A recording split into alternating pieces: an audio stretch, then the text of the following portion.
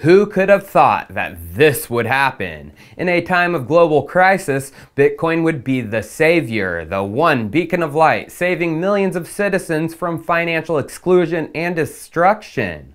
Well, here we are today, a world in crisis, and Bitcoin is proving itself before our eyes. You gotta see it to believe it, because it's time for Chico Crypto.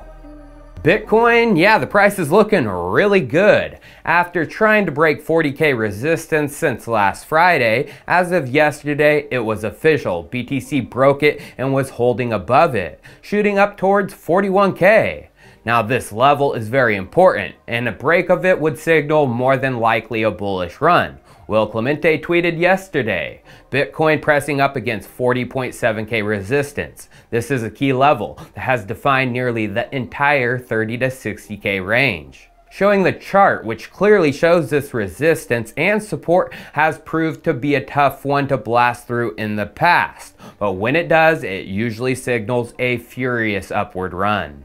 So why is Bitcoin running while what it usually follows, the stock market, opened falling? Well, as we can see from that headline, the Dow fell, but gold surged and jumped to open on Monday. Remember, Bitcoin is supposed to be gold 2.0. And in the span of just a couple weeks, Bitcoin is proving to populations across the globe that is exactly what it is. Canadians, the people of Ukraine, and Russians are getting exposure to Bitcoin as their financial systems fail them, all for different reasons too. Everyone knows about the truckers in Canada. I actually covered this less than 2 weeks ago. The government started to stop traditional avenues of fundraising. They started to freeze the protesters' bank accounts, which limited them access to the traditional financial system. So where did they turn for holding their wealth? Of course, to Bitcoin, and the government tried to stop it. The Canadian government sanctioned 34 crypto wallets tied to the truckers. Well, did this work? No, you can't stop Bitcoin. A pseudonymous Bitcoiner known as Nobody Caribou on Twitter has been working with the truckers and the Bitcoin community at large to create a P2P platform to fundraise, a temporary protocol to distribute the raised funds. And it worked. Those sanctions didn't. Nobody Caribou tweeted February 17th. Mission accomplished. Epic P2P Bitcoin wallet airdrop. Team of 2 distributed to 90ish truckers over 24 hours. 14.6 BTC. Unstoppable freedom money to support Canadians claiming their freedom. Protocol created by the Bitcoin community led by @JW_Weatherman. Thanks to everyone who gave their sats and their input over DMs. Amazing humans in the Bitcoin world. BTC proved itself to be strong enough to be out of the reach of a first world government with first world financial surveillance powers. They couldn't stop the fundraising efforts of the truckers, and that was all thanks to Bitcoin.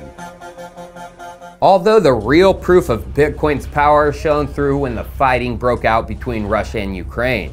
Ukraine is being bombarded by Russia, not only with physical weapons, but in the cloud too. Russia has been launching a series of cyber attacks against government websites and of course Ukrainian banks. They're trying to stop the flow of their money, aka a lifeline, when your country's sovereignty is in jeopardy. Where do you think Ukraine turned to when the banks ceased to work? Well, over the weekend and just a few days ago, the official Ukraine Twitter tweeted, "Stand with the people of Ukraine, now accepting cryptocurrency donations, Bitcoin, Ethereum, and USDT, with their crypto addresses to donate to." And it wasn't only the official Ukraine Twitter. Ukraine Vice Prime Minister Mikhailo Fedorov tweeted the same thing.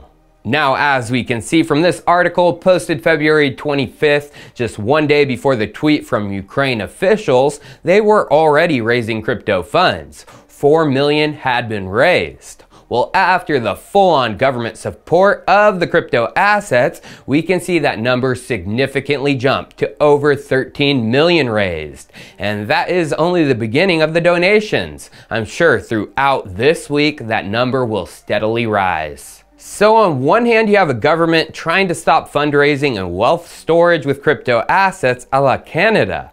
But on the other hand, you have a government in Europe seeing its value during cyber attacks. It's proving to be a powerful regulation and bank-resistant means of sending large amounts of money even into conflict zones. And the people of Ukraine are using the BTC. As we can see from this chart, trading volume for Bitcoin against Ukraine's currency is spiking, reaching levels not seen since October of last year. Bitcoin can survive attacks by large first world governments. Bitcoin can survive cyber attacks. But can Bitcoin be a savior when a government's own currency is collapsing?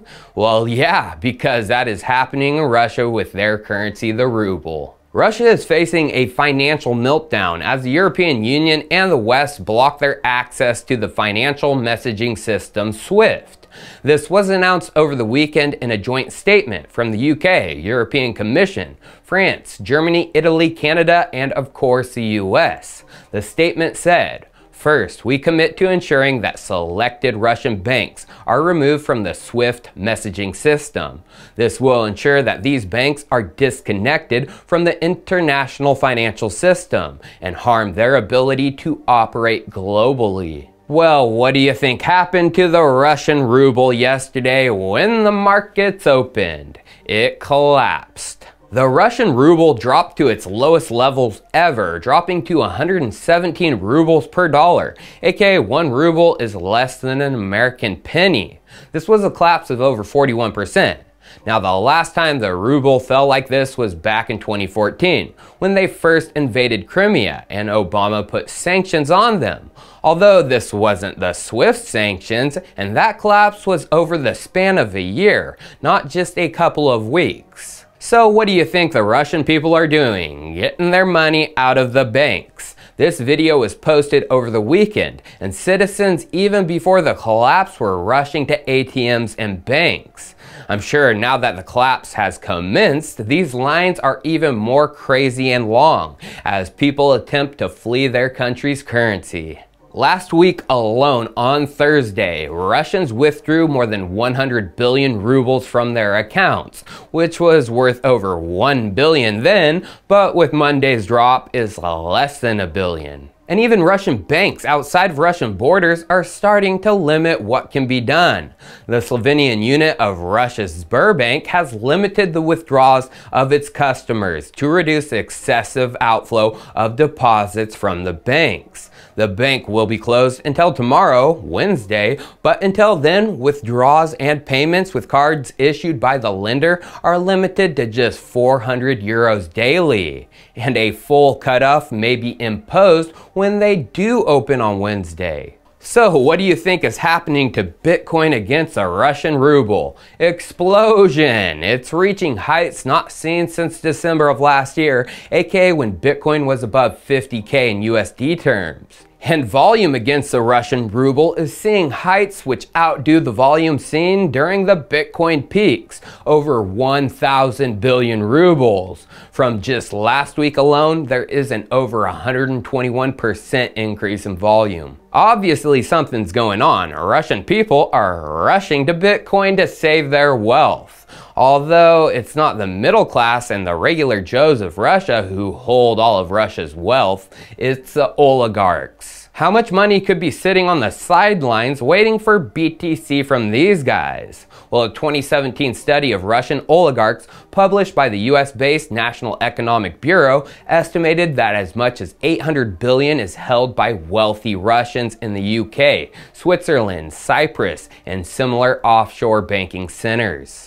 Well, one of those offshore entities, Switzerland and Swiss bank accounts announced they were going to be freezing Russian assets. Now imagine if a group of Russian oligarchs plow 100 billion, 1/8 of that 800 billion, into Bitcoin to escape the sanctions. How high do you think Bitcoin will rise? Well, people know this might be coming. The Vice PM of Ukraine, who was asking for donations of crypto, also tweeted this: "I'm asking all major crypto exchanges to block addresses of Russian users. It's crucial to freeze not only the addresses linked to Russian and Belarusian politicians, but also to sabotage ordinary users.